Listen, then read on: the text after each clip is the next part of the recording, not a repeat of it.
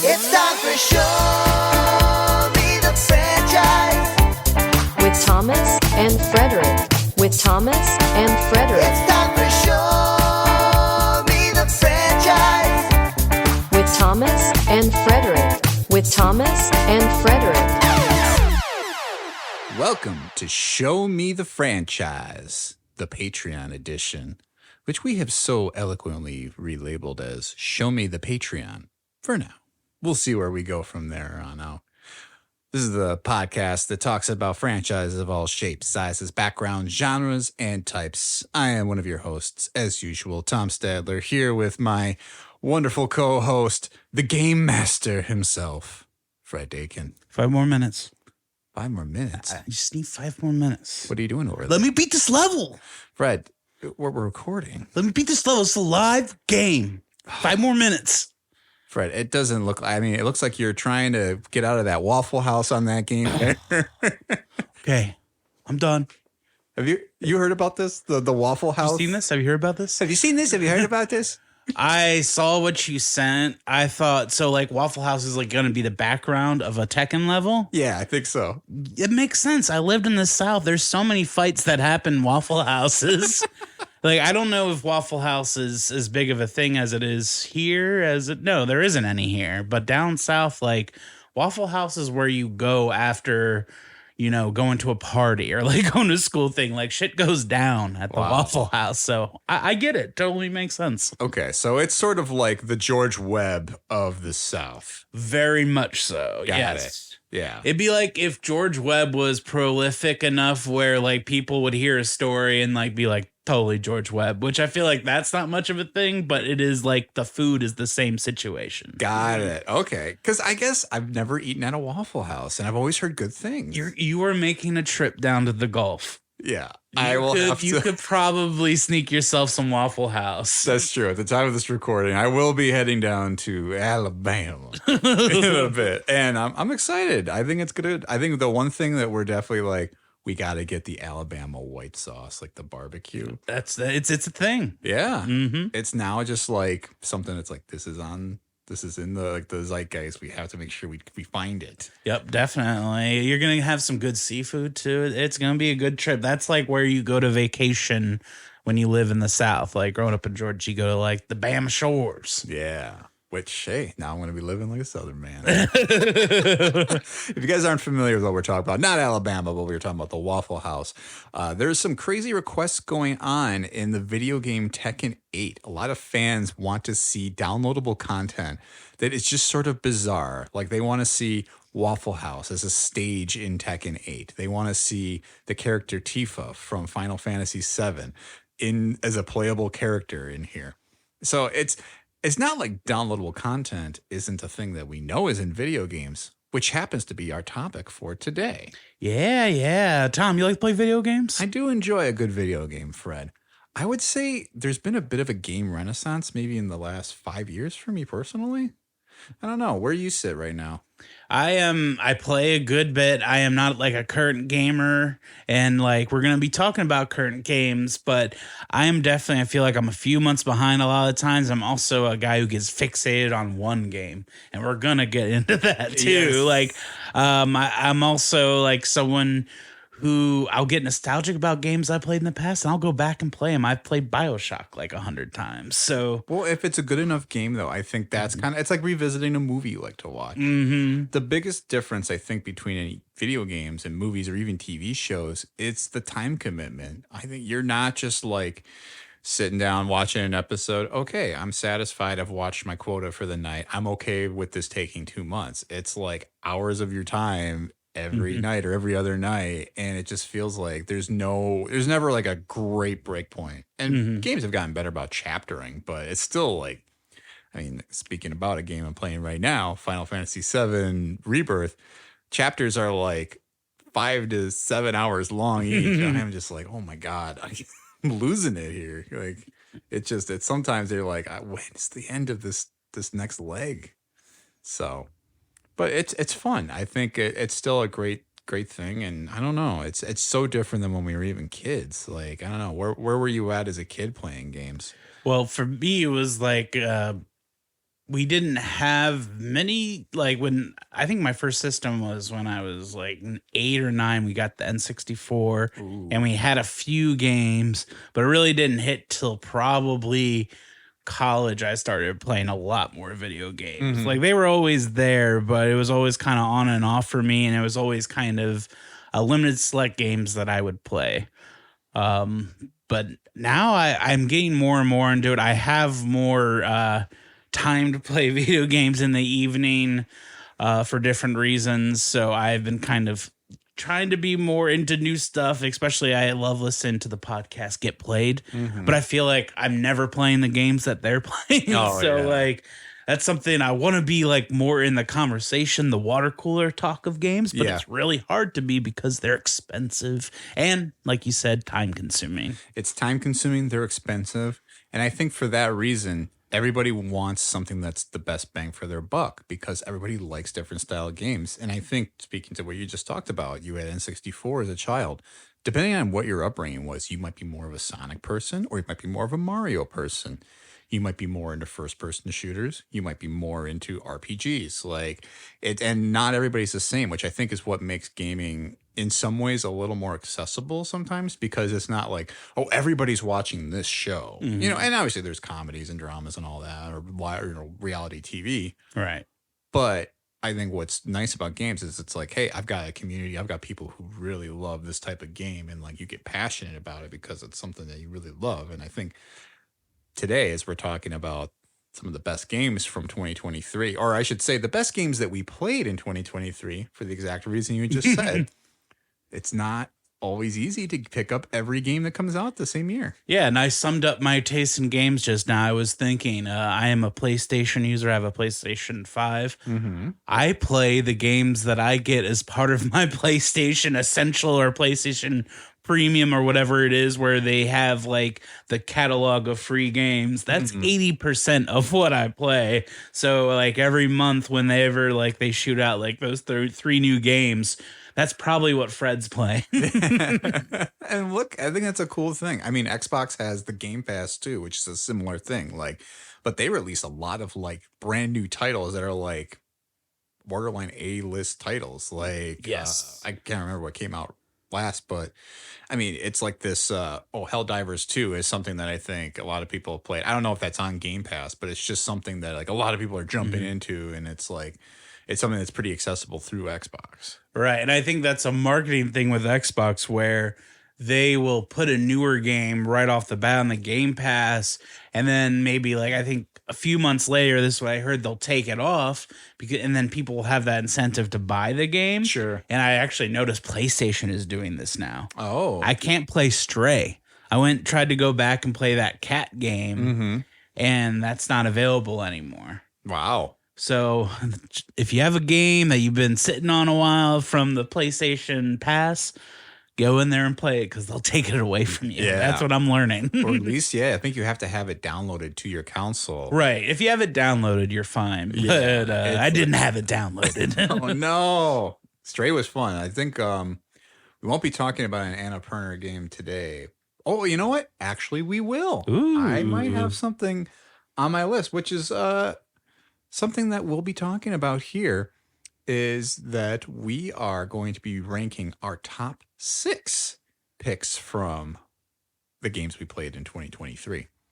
And why 6? Well, we came up with a lot of different ways we wanted to do this. 10 seemed too much, but 5 was maybe just a little too slim. And we have one extra bonus pick in there that gives us some flexibility. Yeah, it's that extra dollar you put towards the Patreon. You know, that's what you're getting. This is the Patreon promise. It's like you get a little more bang for your buck. 5, forget about it. You get 6. That's right.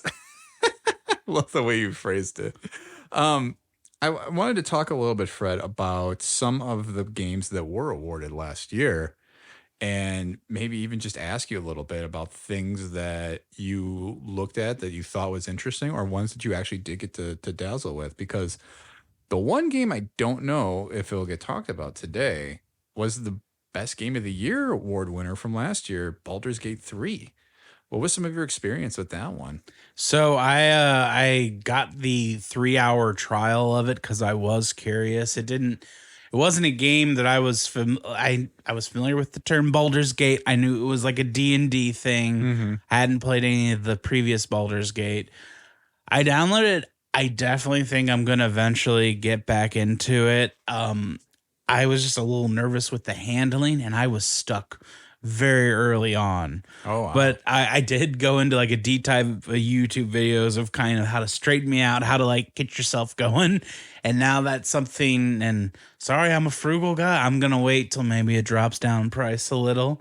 And then I will definitely be checking out Baldur's Gate 3 because it seems like an immersive story and it moves. You know, like sometimes when you play these RPGs, they can be kind of heavy-handed with the story. This kind of if you play the first 20 minutes of it, it just shoots out like a cannon. So that's interesting to learn though about Baldur's Gate 3 because I guess I didn't know that it started like so hot, like it kind of came out like that. What I have heard, it's not like a lot of other games you play because it's sort of like you roll the dice, right? Like as you're playing. Yes, it's kind of like playing a D&D game mixed with what I'd guess is like most of like the PC RPGs from back in the day. And that's why it was uncharted territory for me. I've never been much of a PC gamer, but Me either. I did get the feel that this game is probably easier to play on a PC. Oh, okay. Just how you move, I guess I'm going to call it the camera because it's not necessarily the character, but also how you move the character because just like in a D&D game, like walking is a turn and you have set amount of turns. So I can see that being kind of a frustrating hurdle to get past, but it seems like it's worth it for a lot of people. I can't stop hearing about it. And that's what has kept me so intrigued. Me too. And I guess I've also been kind of waiting, like you said, for like to come down in price. And I think because, you know, it's something we talked about earlier too. There has been so many other games that have come out. And last year was a crazy year for games. And we're going to talk about a few today of ones that just came out, blew a lot of people's socks off. And it was a very competitive, I think, game of the year. And so it's surprising that Baldur's Gate 3 even then felt like a unanimous decision for the winner because I think you could have handed it easily to 4 other games that were up for it. And lest we spoil our hand here a little bit, we'll save what the nominees were because I think we're going to talk about a few of them, or at least I am planning. I've got at least 1 or 2 on my list, I believe. Yeah, well, let's not hold our cards too close to the chest for too long. Fred, why don't you go ahead and hit us with your number 6 pick? So I have it was a late entry. I started playing at the very end of the year because it was a late release. I think it came out in November. And I think I'm taking this pick to kind of give an award to all these games. They've become very repetitive. But they are near and dear to my heart, which is Assassin's Creed Mirage. Oh, wow. So Mirage is kind of a throwback. I don't know if anyone has kept up with the Assassin's Creed games like I have. Originally, they started kind of very much sneak games with like it was mostly assassinating people, getting information, finding sources. Like that was the vibe. Fighting was kind of secondary. Now, like they kind of moved, and I love all the iterations. I think I just fault them for making too many games without enough changes and making them newer and more exciting. But nowadays, I'm thinking like Valhalla, Origins, those games are like sprawling RPGs with a lot of historical context. That was another thing. They're kind of history games, which is pretty cool. Mirage takes place in Baghdad, and it's a very small story. And I really appreciated they sold this game for cheaper, too, because it's a smaller game. And they knew that it was kind of like a throwback thing. They were trying to go back to that original Assassin's Creed 1 game because once you added all the RPG layers, the fighting, it kind of had to lose some of those original elements. This brings it back into kind of that original context, and it's an easier story to follow because it's a smaller story. Okay. So I'm still playing this currently now, and I'm really enjoying it. Okay, so what I remember from Assassin's Creed 1, that's the only one I've ever played, and I never even finished it because it was a PlayStation free. I think I had the PlayStation now, and so I was playing it, and then I was like, this is kind of expensive, and not realizing I was going to lose my game then. And I was like, I'll wait for it to go on sale, and then 100 other things came out. But So the whole conceit in that first one was that it was like a guy in modern day, like jumping back to the assassin's body and kind of reliving his memories, right? Mm-hmm. And Yes. is that the same thing that goes on in these current ones, or are you just the assassin now? So in this one, there is that you're still like traveling through the animus. That's the whatever that they use to teleport, whatever they want to call it. That's the part I kind of ignore because it's boring. Yeah. Like I think that's the least exciting part about these games. I think it was an interesting concept of like, I think the idea is using artifacts and like lineage, like you're the descendant of this person. So we were able to like connect to this history and you're able to see it through their eyes. Right.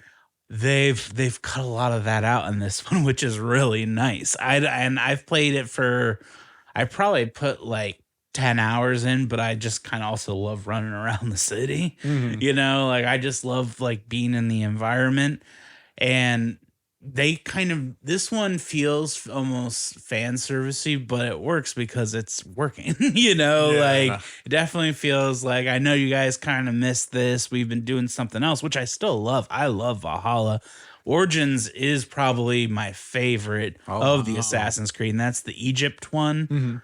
And that one is fantastic, but I am really enjoying Mirage. And also, this is the one they really put, because it's a smaller game, it looks really nice. Oh, good. You know, when you have a bigger game, Valhalla looks nice, but it's a huge game. So I think you're sacrificing a little bit of that. I really like the way this game looks. I've always heard good things about Valhalla for sure. Like the people who played it, like loved it. So I do want to check that out, but I haven't heard as much about Origins. So the amount of love you're giving for that is definitely intriguing. I'll need to revisit Assassin's Creed at some point. I think, And yeah. there is like a linear story, but honestly, if like you're like got 1 foot in, 1 foot out, you could always be like, do I want to go to Egypt? Do I want to go to like, you know, like you Yeah. can kind of decide based on that. I mean, there's a pirate one. Yeah, it's like I think I had Black Flag, and I don't think I ever played it. Right, it was Black Flag. Black Flag, yeah. Yeah, it was another one of like had it, and then I think that was right before I switched to PS5, and all of a sudden I was like, well, I don't have a disc drive on my PS5, so I Right. couldn't play that. Good though, that's a good start. So that came out in November last year. Yes. Wow. Mhm. Okay. So I guess then I will also start with a 2023 game, and I'm going to pick. Well, this one's kind of a cheat of sorts because I think I started playing this maybe right under the wire, like right at the end of 2023. And it was a game that came out in 2023. Alan Wake 2. Ooh. Coming out with a pretty hot one, because this was also one that got a lot of love at the Gaming Awards. I think it won Best Narrative. And when you play it, you can tell why, because I'll say this game definitely played more. If you had played Alan Wake 1, have you played I've 1? played one, Yeah. and I liked it. Okay. But didn't love it. Right. And I have played I'm just gonna throw this out real quick. I plan to play Alan Wake 2 in October because I love spooky stuff. I played the first hour of it just to get a feel of it because they did a trial, and it is intense. It is. I will say in the prospects now that potentially we will do a devoted Alan Wake episode, I will not spoil too much here and now, talking about the details of the game. But my understanding from people who have played a lot of other horror games like yourself, and I dabble, I go from here and there, is that this plays more like a horror survivor game than the previous one, which I still think is a horror survivor, but it felt more like an action, almost kind of shoot 'em up. It felt a little bit more like an actiony, but also just like it kind of felt a little like I don't know how to describe it, but like a noir story. Yeah.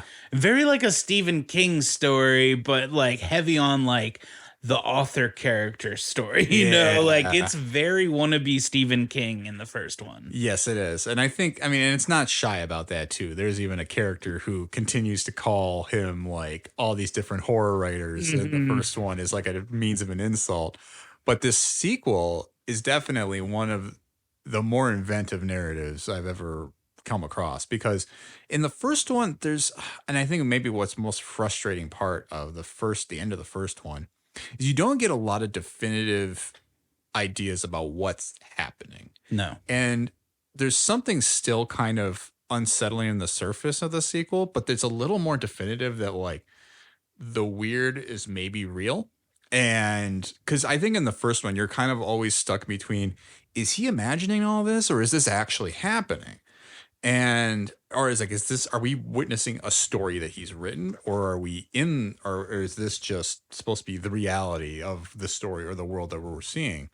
And I think the sequel does a great job of continuously trying to set more firm boundaries, but also still giving you those opportunities to be like, maybe not everything you're seeing is what you're seeing. And they're peppering a lot of clues along the way that I think even the creator, Sam Lake, has said it's supposed to intentionally throw you off the trail and throw you off the scent of like, we're intentionally giving you potentially false clues of like what was going on in the story. But also I think it, in some ways, once you kind of get what's happening or you kind of are able to follow the trail and you understand the rules, you feel more invested because all of a sudden you're like, okay, so this is what I have to do. And then that's when they use it against you, or you're trying to follow this trail. You're trying to solve these mysteries like a noir, like you mentioned.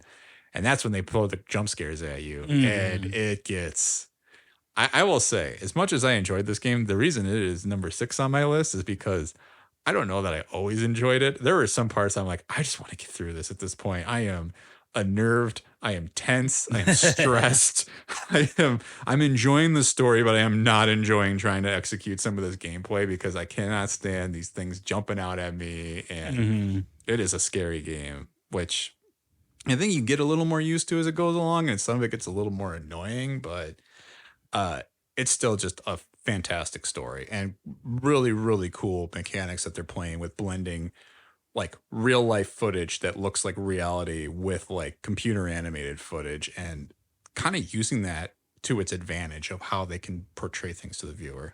Yeah, and I also love the detective mode in there. There's kind of like a menu that you can access while playing, and it's like it's such a Stephen King thing where it's like a mind palace where you can sort out the clues of the crime with pictures. I really love that. Yeah. And that's a very cool feature, and where you can kind of get into people's heads and you kind of, it helps you realize like how good of a detective a newer character is that gets introduced in the story. And I don't want to give away too much about her because even like her name is somewhat of a spoiler if you played the first one, but it's pretty cool. So how about number 5 for you, Fred? My number 5 is a 2023 release. I know it's one that you played. It is Spider-Man 2. Oh, you want to jump into it, huh? Oh, yeah. Well, so I really like the Insomniac Spider-Man games. There's been 3 of them, right? If you include the Miles Morales game. I will say my habit with them, though, is when I get them, I get them. I play them. I play them to 100%. I get everything done. And then I never touch them again. Yeah. But I love the experience. It's quick. It's fast. I think it's some of the best fighting in it. And especially this new one. Like Miles Morales and Spider-Man 2 are the 2 games that did stick with me.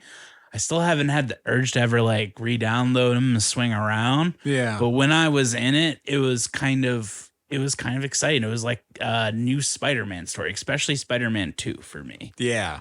And I will just say, this was my favorite game of the year. Another one that I thought could have been a winner in the gaming awards. And not that the awards are the end all be all. As we kind of talked about at the top of this, your style and your tastes are going to dictate what games you enjoy. For sure. And this might not be everybody's cup of tea if you don't like, web swinging and taking pictures and fighting and, swinging around. And I'm like, I don't know what's wrong with you if you don't like that, but that might not be your cup of tea. Maybe you do just want to play a lot of Call of Duty and that's all you really enjoy. But yeah, this was, I think, an improvement on everything that Miles Morales, the solo game, and Spider-Man 1 Insomniac gave us in terms of just, I thought all the mechanics felt a little smoother. All the missions felt a little more high stakes, a little more environmentally friendly with the things that you could interact with. Yes. The ability to do the catapult off the top of a building. Oh, yes. The shooting myself across New York was great. Yeah. And the map is so impressive. I remember we were, and Jasmine, my fiance, was watching me play this, and I remember she's even like, I know there's a statue of Balto in Central Park. We'll have to see if we can find it. And so I was swinging through there for a while, and I was trying to find it. I'm like, can you look up the map on like Google Maps? And so we're like trying to find this statue, and it's so photorealistic that you could even like potentially pinpoint it. I don't think we actually found it. I think we found where it was supposed to be, but it's not really there. But because it wasn't in universe canon, maybe Balto wasn't in Marvel. But either way, I mean, it's still a cool game all around. I cannot wait for the third part of the trilogy. Yeah, I'm definitely excited to play more. I watched Balto recently. I love Balto. Does it hold up? I thought it did. Yeah. But I did remember it's at the live action scene with Miriam Margolyes, and they go and they see like the Balto statue in the beginning. I was like, oh, I remember all this. Not from Spider-Man, but I just remember it. One thing that I think the Spider-Man 2 game does, which was nice, is it has like the Grand Theft Auto 5 thing where you can switch between the two characters, and each character has different missions that they can do. Yes. I thought that was awesome because I think Miles in the Miles Morales game was more fun to play than Spider-Man, and they somehow were able to figure out where they made them slightly different enough where even if you favored one, it was still worth switching back and forth and figuring out like what was different. Yeah. And I think it's definitely cool that you did have a story that really played off of each other, where it's like, oh, yeah, here's a reason why you need to be them or why you need to be Peter or Miles. And I think Miles has become such a strong character.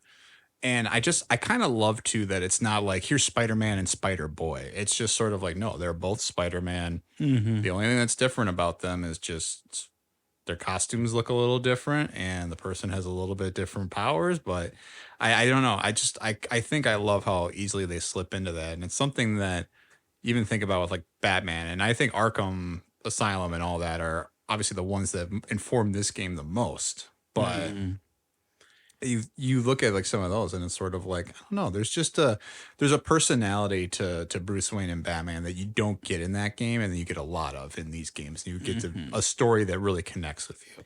Yeah, I think to me it did feel like more of an event like when I'm playing the new Spider-Man game, but I wonder why I don't find those as replayable as like the Arkham games when they are kind of similar.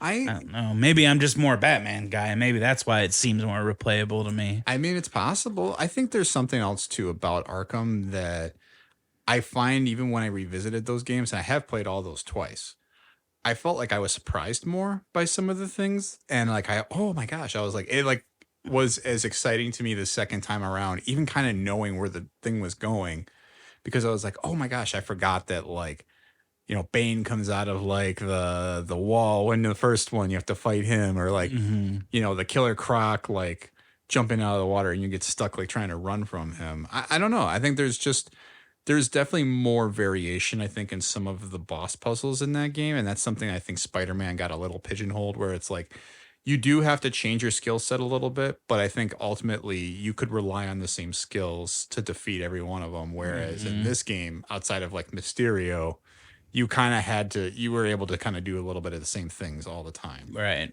So I don't know, but either way, I enjoyed both series immensely. Yeah. And like when the third one comes out, I will get it. That's one of the few things that I will get like newer, you know, like I want it right away. That's a game that will be in the conversation. I will say, I feel the PlayStation releases are games that are always in the conversation. Absolutely. And that could just be I'm a PlayStation user. But when I think about it, I'm thinking God of War, Last of Us Part 2, Uncharted 4. Like these are games people all usually play right away and talk about. It's true. And I will say, as a PlayStation user as well, I'm also very excited about the PlayStation releases.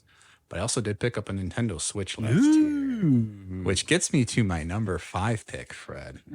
And a game that came out, this one is not from 2023. Actually, yeah, it's technically not from 2023, but it's sort of a tricky one because it was remastered last year, and they released a remaster on the Switch. and it is Metroid Prime. Wow. Have you played that one? I haven't played the original or that, but Samus was my character for, Smash Brothers. Oh, yeah, me too, man. I love Samus. And Metroid Prime is so cool because I played Super Metroid a long time ago. Or, I mean, it was like a few years ago. I think I ended up getting like the Super Nintendo Mini. And I really liked the whole like Metroidvania aspect where it's like, you go around, you get your power-ups from each different room. And Metroid Prime is like completely 3D. So it's sort of like playing Halo, but you're Samus. Like, and I thought that was such a cool thing where you kind of got to do all the Samus stuff that you even kind of see from a side profile in Smash Brothers, but got to do it like all as like first person. And I gotta say, I'm not a huge first person anything. Like I sort of like to see the over the shoulder look at my character. Right. But this was just, I don't know. I was just such a huge fan of it. And like at first I was like, I don't know if this is going to be for me. And then all of a sudden I'm like, nope, I got to go another dungeon. I got to go another alleyway. I got to get through here. Got to get my last upgrade so I can get through this area finally. And I love that feeling of like, you get to like solve like the riddle of like, how do I get over this gap? It's like, oh yes, you need these jet boots that kind of like, right. like hover you for a little bit longer. And it's super fun. Definitely one worth picking up on. I think if you have an old GameCube and can get your hands on it, it's great. But What do those go for now? Like $300? oh my god, something. I am so mad at myself for selling my GameCube years ago. I'm mad that I traded in anything because I was always trading in for the new stuff. That was always how I got rid of my old stuff. But it's also like, I mean, there's two different things with practicality. One, how much money do you have as a college kid or younger? And two, it's like, how much time do you have to play some of that older stuff? All right. You always have somebody who you were like, oh, my next door neighbor or my best friend has this, and now you don't talk to that person anymore. And I don't know if you've ever done this, like you've worked hard to get all the bits, the console, the old game you wanted to revisit, and then you play like 5 minutes of it and you're like, this is kind of mid. Yeah. like this ain't hitting like it used to. Have you ever done that? I've gotten in that position where like I've like gotten a PS2 from my friend that I'm borrowing, spent like $45 to $50 on eBay to get this game, and then I'm sitting down, I'm like, man, things have changed. Yeah, I think there has been a little bit of that. I'm a little worried too because I'm getting the Luigi's Mansion games for the Switch, and so Jasmine had a GameCube that she brought back, and we got Luigi's Mansion. I had like an old copy. I think it might have been mine, and I was like, all right, I'm going to play this. But now I'm like kind of afraid for that reason. Like, I'm going to fire this up and be like, this game kind of sucks. Why have I been buying all these new ones? But I remember having so much fun with the original. That was a game I never played, but was always curious about. I think it's going to hit when I finally do fire it up, but I'm like holding off. Plus, it's like I got 100 other things to play. So, but yeah, Metroid Prime, super fun. I was super impressed with the remaster. All the graphics were way improved. Music is awesome. The gameplay is very, very intuitive. I was surprised. It turned me around a little bit on first-person shooters, which I would say is maybe one of my least favorite genres, but I was a believer. Where are you at on number 4?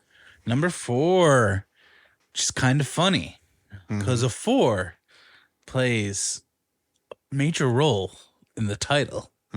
Talking about Resident Evil 4 Remake. Ooh, another remake. Yes. And my first time, kind of, I had played like where you get into that first village like hundreds of times at friends' houses. Sure. Like if they had them, I'm going to play this. But I had never actually like gotten through like past the first 20 minutes of it. So it was my first time going through.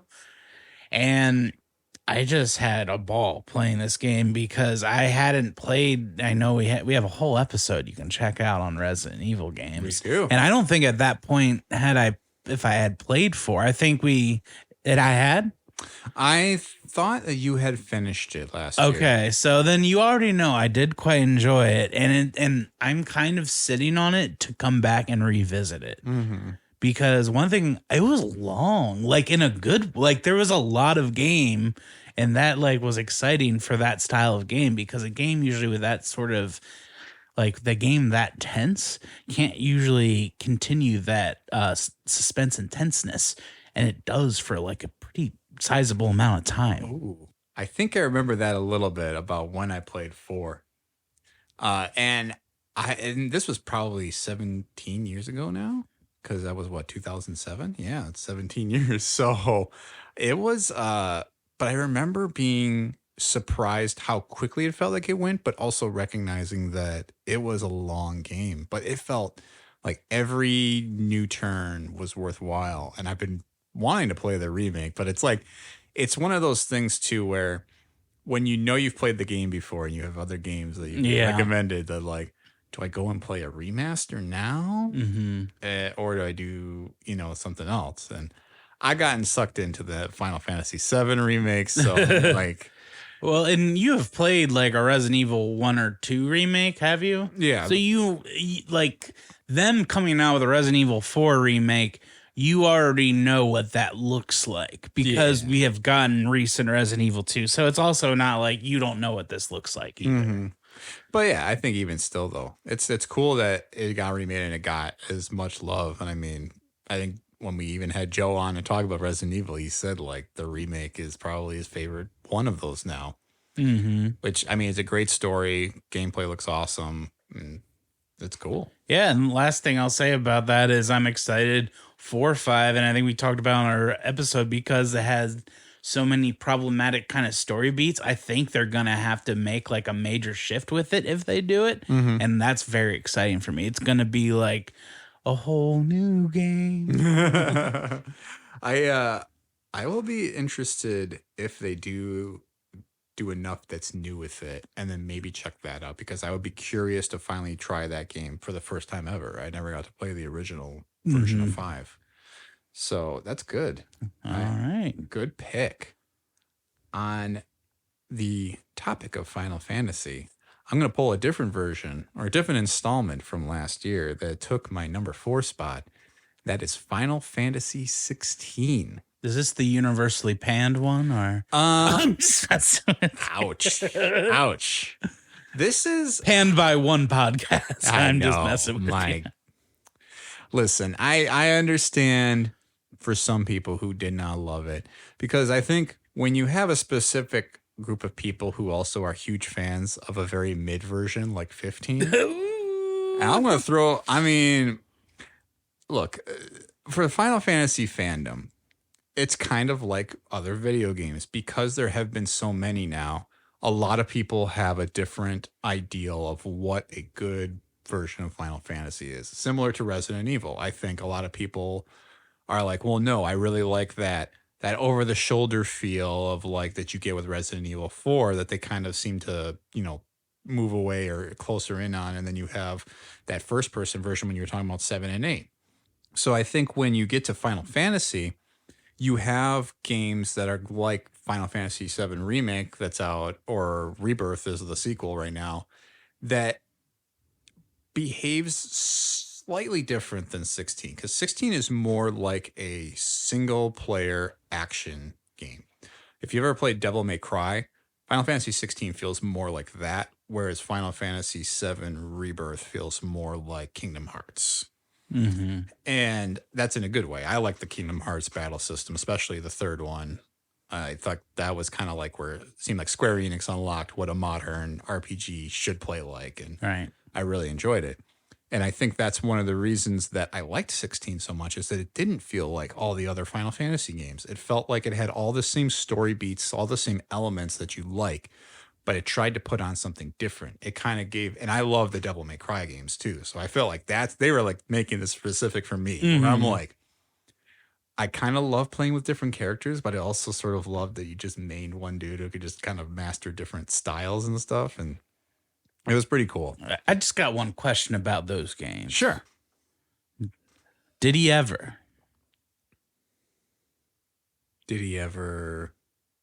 cry? Who? The devil.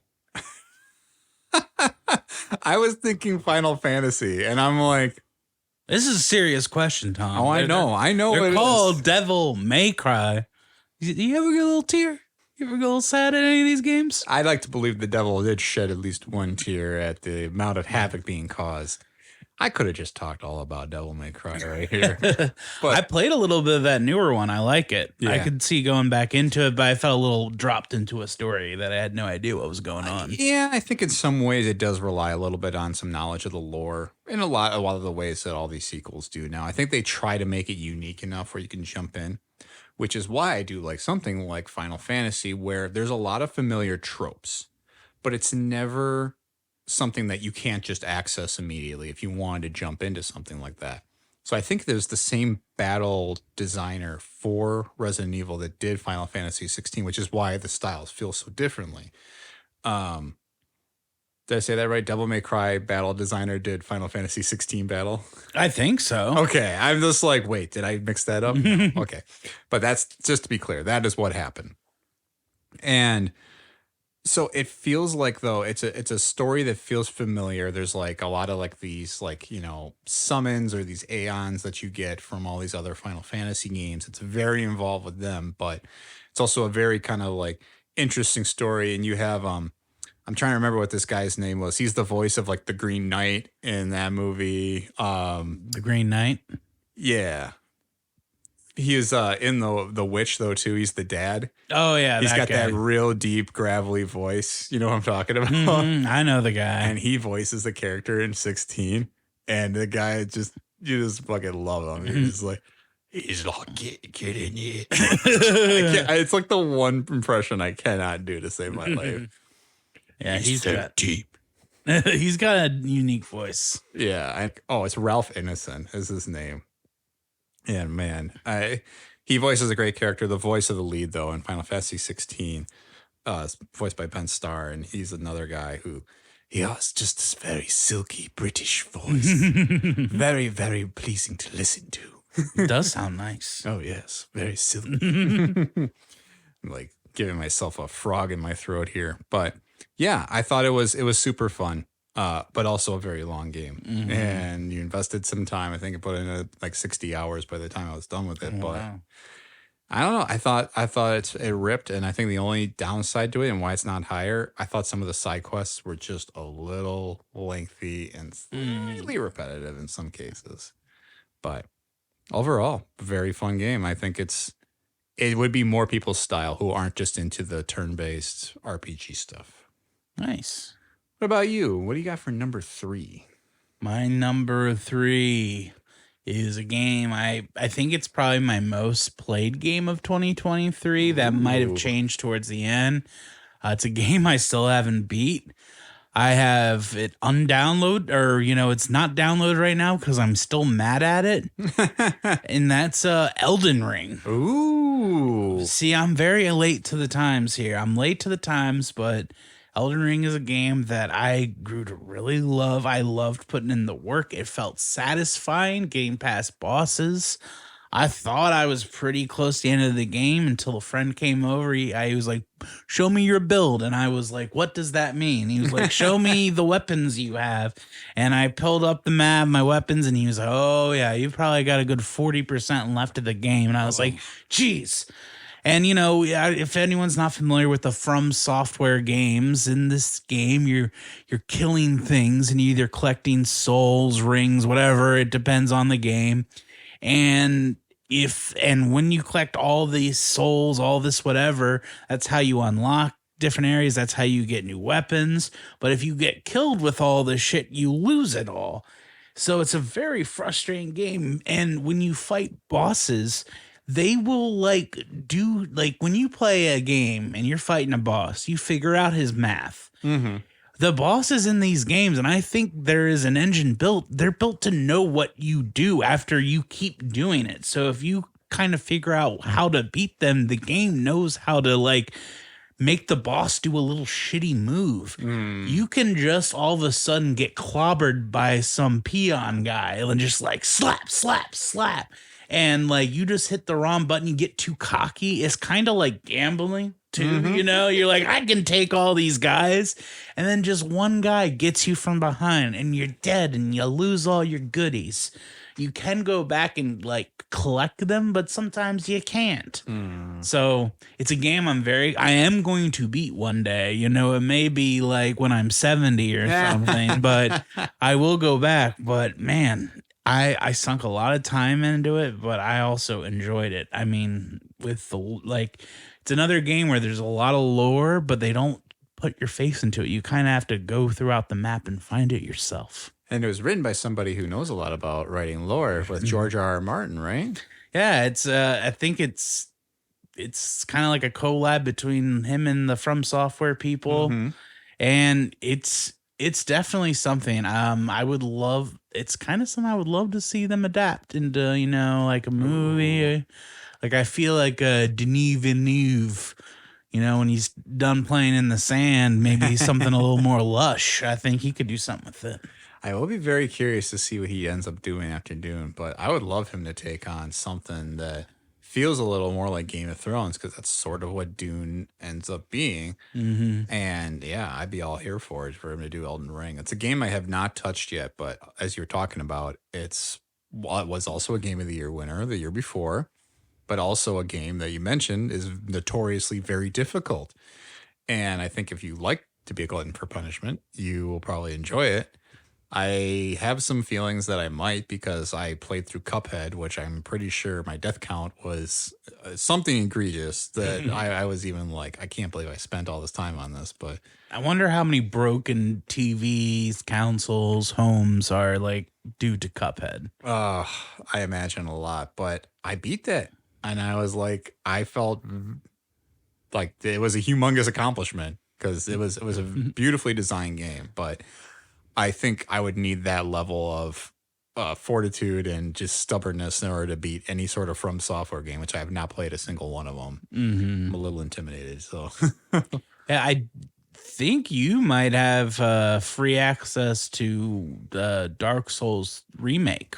oh yeah, I think that's worth, if you're curious, just to download, even if you're like thinking this isn't the one I'm gonna play. That's at least worth downloading and seeing like if this is gonna be worth like for you. Yeah. Because it's pretty much, I feel like Elden Ring is that, but with story and more RPG elements. See though, and I think I would definitely like to try something like it, but I'm also like, Elden Ring sounds like the thing I would like. Elden Thing is the best. Like I didn't really enjoy Dark Souls, and I didn't beat it, but I've played kind of copycats of this style of game, because now like that Life of Pinocchio or whatever. I know it's not Life of Pinocchio. Liza P. That's pretty much a From Software game. So there's there's a new one that was free with PlayStation Plus that was like a French revolutionary thing where you're like this French steampunk robot thing. Oh wow. It was kind of cool. I played a little bit of it. But yeah, that style of game is very frustrating. Yeah, I can imagine, but I'm looking forward to playing it eventually. What about you, sir? So number 3 for me, I'm also gonna go back a little bit older than 2023 for A this little bit one. older now. A little bit older now. And this one definitely did not have a remaster of any kind in 2023. It was Super Mario Odyssey. Oh. So I mentioned that I bought my Switch last year. And of course, had to play the games that I've been missing out on so long. And I'm like, do I want to invest hours and hours and hours in Zelda Breath of the Wild or something else that, you know, was going to take me forever to get through? Or do I try something like Super Mario, which I know are notoriously pretty short games? So something that I invested less than 30 hours into. And yeah, Super Mario Odyssey might be, oh my God, I'm going to be shooting from the cuff here. This is got a little fire to it. I think it might be a top 5 all-time game. Oh man. It is a super, super fun game. Amazingly intuitive. So it's definitely a top 5 Nintendo game for me. I don't know that I could be so bold to say it's a top 5 all time, because I like so many games that are also Mario based, and there might be even like one I like a little bit better than that one, but it was awesome. I think it was everything you wanted in a Mario game. It felt like a evolutionary step from the previous games, from what I had last played on a Wii, because I skipped the Wii U. And I loved it. I thought it was just so cool. And it was definitely one of those things where you start, you want to get all the collectibles, and then at some point you're like, you know what? It's just not worth getting every single star or moon in every single world. It's just, I'm going to do the best I can and just keep going through this and enjoy the hell out of the ending. And it was great. It was, every level felt so cool. Nintendo is still, I think, setting boundaries so high for just maximum playability and ways to make things fun. Mm-hmm. So I don't have a lot else to say about it other than I thought the hat thing was something I was going to dislike. Tell us about the hat thing. So the main gimmick of Mario Odyssey is that he gets a hat companion, or it's a companion who can turn himself into his red hat.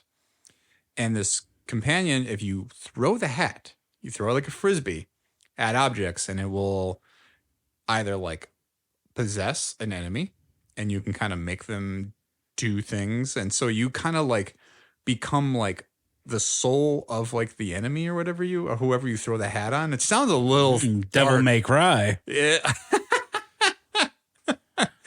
I guess so.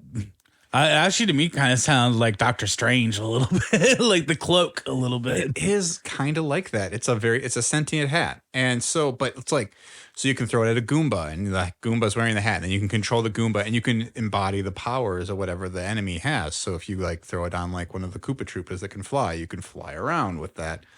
So it's cool because you get to do a lot of different things. You get to kind of play as a lot of the enemies that you've seen in all these old Mario games forever and ever. But now it's sort of like you kind of use them to advance. And yet still they find ways that you can use it for other things too. And it like gets you like special jumps, and you have a lot of power-ups that you can add on top of the hat. And so it's very cool. And then you can customize your fit. If you want to look like a ship captain or something like that, they'll give you a little sailor outfit or something. No, that's fun. Yeah. So it's a cool mechanic, and I think it did a lot of things that Mario games wanted to do, and they finally felt like they had cracked the code of how to take it the next step. So one I would highly recommend. If anybody ever gets their hand on a Switch, if you can play one game, it's definitely one you'll want. Nice. That's the one you would get if someone was going to get a Switch. I would maybe, yeah. I would tie myself to that. And there's a lot of games that I like there for the Switch, but there's more to talk about. So we'll go back to you, Fred. What's your number 2? So I'm gonna throw a last minute change here because I was sitting here thinking, because we wanted to give him 6, and I had an idea. So this is what I'm gonna put for my number 2. Mm-hmm. We've talked about games on the PlayStation. Yeah. Talked about games on the Switch. Mm. Games on your phone. Oh, The game I played a lot of this year was Marvel Snap. Oh, wow. Did you play any Marvel Snap? I did not, but I've heard a lot of good things. This is probably another game that when I was sitting here thinking about it while we were talking, and I was just like, wait, what is another game that I played a lot of? I was trying to think because you came on with the Switch. I was like, is it just all PlayStation for me? And then I was like, no. Marvel Snap, which if people don't know, is a lot like Hearthstone and a lot of these other kind of Gint, whatever you want to call it, from The Witcher. Yeah. So it's kind of like a chess meets arcade meets card game deal. And I had a lot of fun on my breaks at work playing this thing. It's one of those games where you're also like collecting characters too, so that's always fun.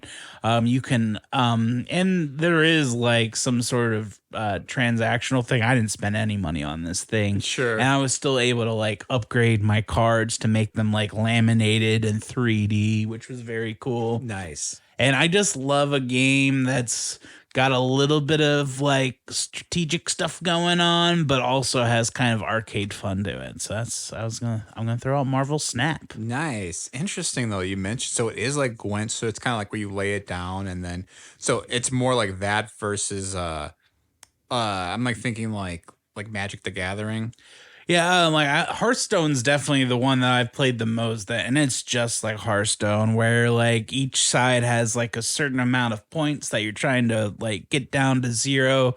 You put out this card, and I don't remember each of like the powers, but this card may cause your cards be -1, and that affects your score. This card's going to take away one card off your board, you know, and it works in the powers of the characters, which is fun. Like there's like a character who can become other people. So if you put that down, you get to switch. It'll switch randomly with someone thing from your opponent's deck. So just stuff like that. It's fun. Yeah, there is actually in Rebirth a card game like that called Queen's Blood. Oh, so yeah, it's definitely if you've played a card game in a game, you've probably played something similar. Nice. Well, that's cool. I have definitely wanted to check out Marble Snap. Maybe next time I'm just tinkering around on I got a vacation coming up, maybe something for the flight.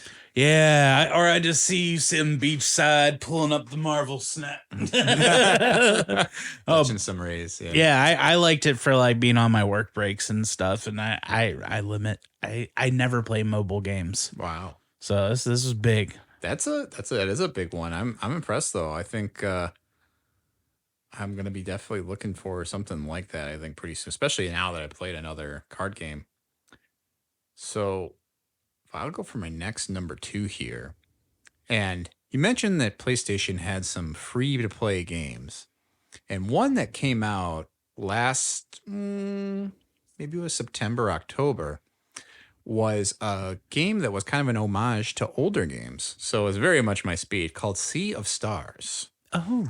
And one of the reasons that, besides the fact that it was free to play with a subscription to PlayStation, and that was actually why I even downloaded it. I'm like, well, I was going to think about buying this when it became cheap, but then when I saw it was free to play, I'm like, well, I'm going to download it now. I'm going to play it. And while I have the opportunity, and I thought it was super fun. It is an homage to a lot of like old Super Nintendo RPGs. It had those types of graphics. It was very 2D, but like kind of like playing within sort of like an angled 3D environment. You kind of know what I'm talking about. So it felt somewhat modern, even though, and I think that's something that video games have started to do a little bit more. I think a lot of people have played on the nostalgia of a lot of old games. One of my favorite games I played in the recent years was called Undertale. And that also kind of played off of like old, like Super Nintendo, regular Nintendo RPG games, but it's a very inventive spin on that. And so was this. It was a very inventive spin in that it felt like it was playing by a lot of the rules, but it was a lot of interactive RPG elements, where it was like every attack, like you had to kind of like time up your button presses specifically in order to hit multiple times. Or if you were casting magic, you could get double like effect if you were able to like time it up just right, like your punches, or you kind of like bat stuff back and forward with an enemy. So it was very cool, a very inventive story, which was actually a prequel to another game that the studio released called The Messenger. And it was another one I played last year, but it was a 2D side scroller, kind of like the old Metroid games. And that was fun. I thought this was such a better expansion of the universe. I think it took a lot of the fun elements from that game that it felt a little like surface level, and it kind of turned them into something even like bigger and better. And one of the things that the studio loves to play around with is they love to kind of like incorporate the fact that they have access to like modern graphics with like an older game. So like in The Messenger, the whole gimmick was it was a 2D game, kind of like looked like NES that was like 16-bit. And then at some point you go to the future, is that the main character is a time traveler, and suddenly becomes 32-bit. So it looks like you're playing on Super Nintendo, and it's very cool to see that change. Same thing kind of happens in this. There's at one point where it's all 32-bit, so it looks like they're in like a Super Nintendo world, and then at one point it looks like they're in like modern like GameCube graphics as you're like going through this little like time portal or something like that. Oh wow. And it's very jarring because you're like, oh my God, that's right. This is what a modern game looks like and it's just a moment you get that, but you're also like, whoa, like you get to see them kind of play around with that. So stylistically, it's a beautiful game. It looked like it was an indie game that had a lot of love put into it. And I think it was such an homage to a lot of the old games that people grew up playing. And they had just a lot of inventive things that they did with it. Not a particularly difficult game either, which was maybe the only reason I had like a small ding on it, as I thought it was a little easy at times, but overall very fun. I thought it was just the type of game I was looking for at that time, and it was not a super long play. Sweet. Yeah, so that's That was my number 2 for the year. And it was free. And it was free. Well, free with a subscription. Nothing's free in this world. Yeah, but I definitely encourage people to check out indie games. I think they're doing a lot of fun stuff. I'll mention a couple honorable mentions later on, too, since I already talked about my number 1. Which is Yeah. We'll open it because I'm sure you got some in there. I'll move to my number 1 then. Yeah, what do you got? Which is, I think it's a 2 years old game that really is 3 games that they keep building on, which is the Hitman World of Assassins, which really is kind of like a 2023 release because they just rebranded the whole trilogy as a set as World of Assassins. Wow.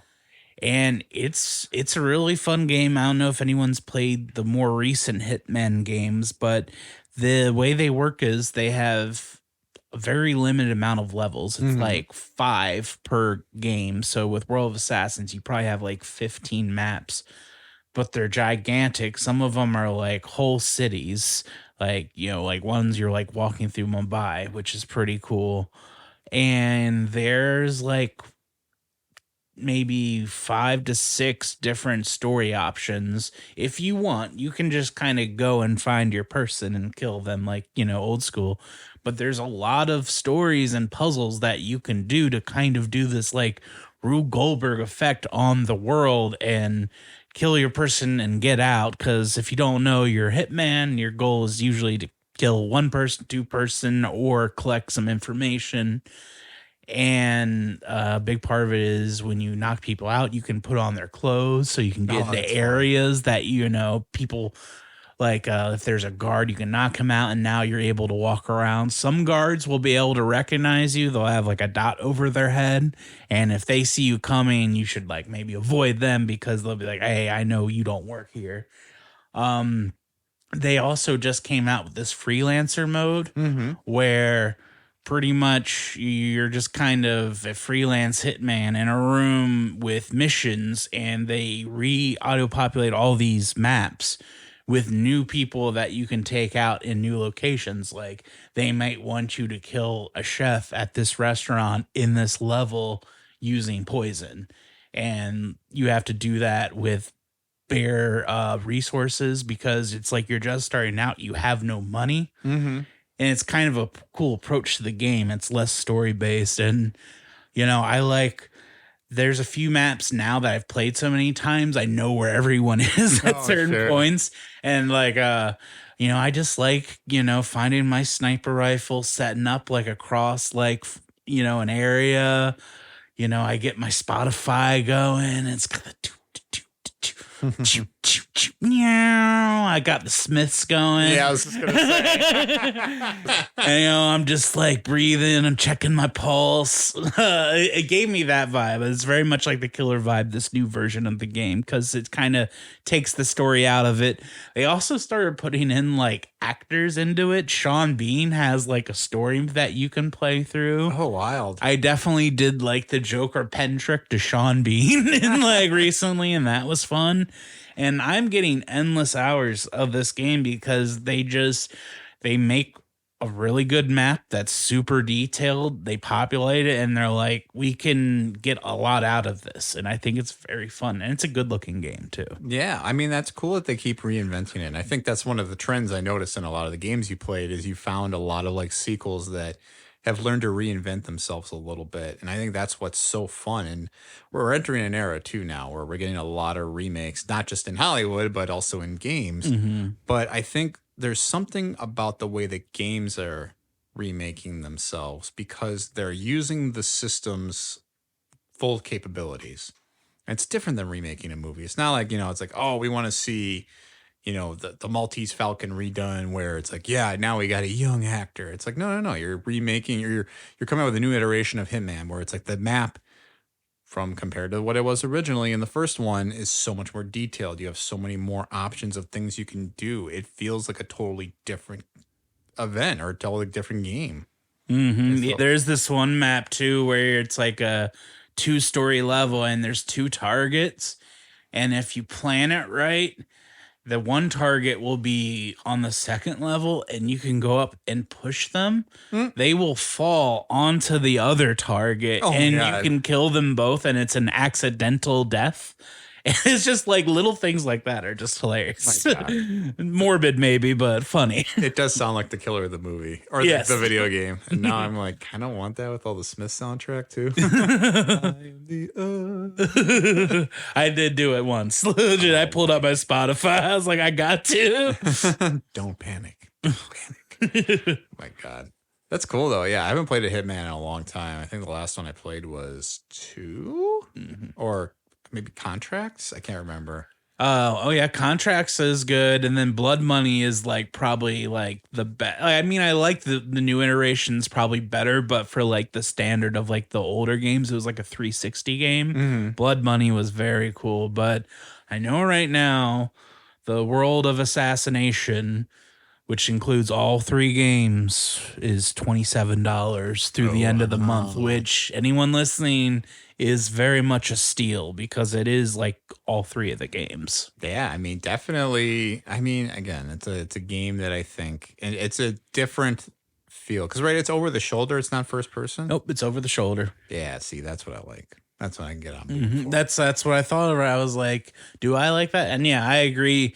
I do like a first-person shooter. Like I don't play as much anymore, but Call of Duty had a time for me, and I enjoyed that. But also, I do like it in horror sometimes because it can give me that immersive, like that gives me that extra layer of I'm in there. That's the one time I think I enjoy it, and I was very glad that Alan Wake 3 or 2 didn't have that because that would have been too scary. That would have been a lot.